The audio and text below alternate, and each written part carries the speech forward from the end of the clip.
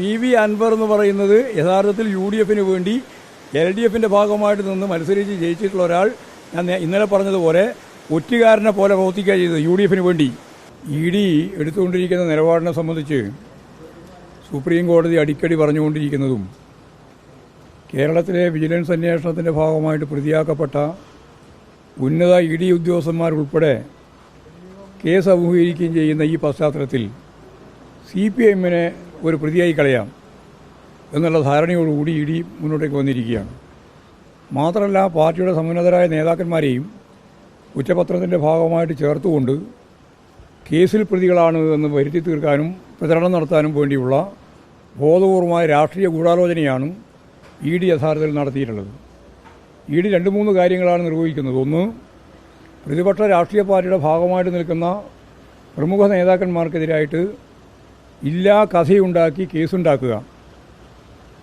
രണ്ടാമത്തെ കാര്യം, ഭരണകക്ഷിയുടെ ഭാഗമായിട്ട് നിൽക്കുന്ന ഏറ്റവും പ്രമുഖരായ ആളുകൾ വലിയ സാമ്പത്തിക കുറ്റം തന്നെ ചെയ്താലും നമുക്കറിയുന്നത് പോലെ വളരെ ഗൗരവമുള്ള പണം, കുഴൽപ്പണം വെടിപ്പിക്കുന്നതിന് വേണ്ടിയുള്ള ശ്രമം 9 കോടിയിലധികം ഉറുപ്പിക തൃശ്ശൂർ ജില്ലാ കമ്മിറ്റിയുടെ ഓഫീസിലേക്ക് കൊണ്ടുവന്ന് ചാക്ക് കെട്ടി അതൊക്കെ വിതരണം ചെയ്യുന്നതിനിടയിലാണ് പോലീസിൻ്റെ പിടിയിൽപ്പെട്ട് RSകാർക്കും BJPക്കാർക്കും നല്ല ബന്ധമുണ്ട് എന്ന് കൃത്യമായിട്ട് അന്നത്തെ ഓഫീസ് സെക്രട്ടറി തന്നെ വ്യക്തമാക്കപ്പെട്ട കേസിൽ നിന്ന് പ്രതികളെ രക്ഷപ്പെടുത്താൻ വേണ്ടിയുള്ള ബോധപൂർവമായ ഇടപെടൽ നടത്തിയിട്ടുള്ളത്. അതും ഈ ED തന്നെ നടത്തിയിട്ടുള്ളതാണ്. രണ്ടാമത്തത്. മൂന്നാമത്തെ കാര്യം, അവർ തന്നെ സ്വന്തം പണം ഉണ്ടാക്കാൻ വേണ്ടി കോടിക്കണക്കിന് ഉറുപ്പിക കൈക്കൂലി ചോദിച്ചു വാങ്ങി മുമ്പോട്ടേക്ക് പോകുന്ന നിലയാണ്. ഈ 3 കാര്യങ്ങളാണ് ചെയ്തുകൊണ്ടിരിക്കുന്നത്. കേസ് അവരെടുത്തിട്ടുള്ളത് കഴിഞ്ഞ 10 കൊല്ലക്കാലത്തിനിടയിൽ ED എടുത്ത മൊത്തം കേസിൻ്റെ എണ്ണം 193 എന്ന് കൃത്യമായിട്ട് ലോകസഭയിലും രാജ്യസഭയിലും പറഞ്ഞ കണക്കാണ്. രേഖാപരമായിട്ട് മന്ത്രി തന്നെ ആകെ 193 കേസ് 10 കൊല്ലം കൊണ്ട്, 2015 മുതൽ 2025 വരെ. എന്നിട്ട് അതിൽ ശിക്ഷിക്കപ്പെട്ട കേസ് അത്രേ അറിയോ കാര്യങ്ങളും എല്ലാം വാർത്താ മാധ്യമങ്ങൾ വന്നെയാണ്. 2 കേസാണ്. 193 കേസ് ചാർജ് ചെയ്തിട്ട് 2 കേസിൽ ശിക്ഷിക്കുക, ബാക്കി മുഴുവൻ കേസ് ഒഴിവാക്കപ്പെടുന്ന ഒരു അവസ്ഥയിലേക്ക് എത്തുക എന്ന് പറഞ്ഞാൽ രാഷ്ട്രീയ പ്രേരിതമായ നിലപാട് സ്വീകരിച്ചുകൊണ്ട് പ്രതിപക്ഷത്തെ കടന്നാക്രമിക്കാൻ വേണ്ടിയിട്ട് നിങ്ങൾ ഇല്ലാതെ ഒരു തെളിവുമില്ലാത്ത രീതിയിൽ കേസുണ്ടാക്കുകയാണ്. ആ കേസ് ഉപയോഗിച്ചുകൊണ്ട് പാർട്ടിക്കെതിരായിട്ടും ഇടതുപക്ഷ ജനാധിപത്യ മുന്നണിക്കെതിരായിട്ടും പ്രതിപക്ഷത്തിന് പൊതുവായിട്ടും എതിരായ ശക്തമത്തായ രീതിയിലുള്ള കഥ തയ്യാറാക്കി കേസ് കൈകാര്യം ചെയ്തുകൊണ്ടിരിക്കുന്നു എന്നുള്ളതാണ് EDയുടെ മുഖമുദ്ര. ഇത് സുപ്രീം കോടതി തന്നെ പറഞ്ഞ കാര്യമാണ്. ഇവിടെ ഞങ്ങൾ തൃശ്ശൂരിൽ തെറ്റായ നിലപാട് സ്വീകരിച്ച ഒരു ആളെയും CPIM വെറുതെ വിട്ടിട്ടില്ല. ആ കേസിൻ്റെ അരുവണ്ണൂർ കേസിൻ്റെ ഭാഗമായിട്ട് തന്നെ. എന്നാൽ ഇത് പാർട്ടിയുടെ മേലെ കെട്ടിവെക്കാൻ വേണ്ടി പാർട്ടിയെ പ്രതിയാക്കുക, പാർട്ടിയുടെ ജില്ലാ സെക്രട്ടറിമാരായിരുന്ന 3 നേതാക്കന്മാരെയും പ്രതിയാക്കുക, ഇങ്ങനെ ഓരോരോ കഥ പറഞ്ഞ് കേരളത്തിലെ ഇടതുപക്ഷ ജനാധിപത്യ മുന്നണിയെയും CPIMനെയും പ്രതിക്കൂട്ടിൽ നിർത്താം എന്നാണ് ED ധരിക്കുന്നതെങ്കിൽ അതിനെല്ലാം കൃത്യമായ മറുപടി കേരളത്തിലെ ജനങ്ങൾ നൽകുമെന്ന കാര്യത്തിൽ യാതൊരു സംശയമില്ല. ഇതിനെ ജനകീയമായ അതിശക്തമത്തായ രീതിയിലുള്ള പിന്തുണയോടെ ഞങ്ങളിതിനെ നേരിടും. അതേപോലെ തന്നെ രാഷ്ട്രീയമായിട്ടാണ് ഞാൻ നേരത്തെ പറഞ്ഞത്. രാഷ്ട്രീയമായിട്ട് ഇതിനെ നേരിടും, നിയമപരമായിട്ട് നേരിടും.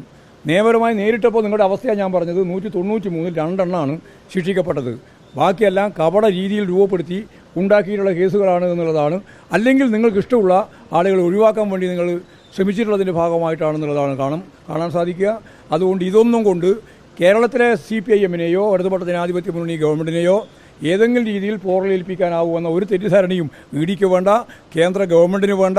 നിങ്ങളുടെ രാഷ്ട്രീയ നിലപാടിനെ തുറന്നു കാണിച്ചുകൊണ്ട് തന്നെ ഈ ഗൂഢാലോചന ഞങ്ങൾ കേരളത്തിലുടനീളം ജനങ്ങൾക്കിടയിൽ ശക്തിയായ രീതിയിലുള്ള പ്രചരണം നടത്തിക്കൊണ്ട് തന്നെ ഇതിനെ രാഷ്ട്രീയമായിട്ട് നേരിടും, നിയമപരമായിട്ട് നേരിടും.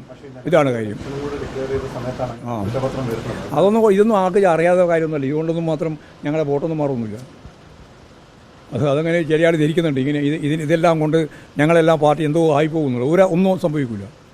ഞങ്ങൾക്ക് നല്ല ധാരണയുണ്ട്. കാരണം കള്ളത്തരം പ്രചരിപ്പിക്കാനും കള്ളത്തരത്തെ അടിസ്ഥാനപ്പെടുത്തി നിലപാട് സ്വീകരിക്കാനും തയ്യാറാവുന്ന ഒരു ഏജൻസിയാണ് ED എന്ന് ആർക്കറിയാത്തത്? എല്ലാവർക്കും അറിയാം. പകൽ പിടിച്ചാൽ പോലെ അറിയാം. അത് ജനങ്ങളുടെ മുമ്പിൽ തന്നെ കൃത്യമായിട്ട് തുറന്ന് പറഞ്ഞുകൊണ്ട് തന്നെ കാര്യം മുന്നോട്ട് പോകും. വെറുതെ വർത്തമാനം പറയണ്ട. കണ്ടെത്തി ആര് കണ്ടെത്തി? എന്ത് കണ്ടെത്തി? അത് ഇവൻ്റെ കണ്ടെത്തൽ ആരംഗീകരിക്കുന്നു? ഇവിടെ ആരംഗീകരിക്കുന്നു? ഏത് കണ്ടെത്തല?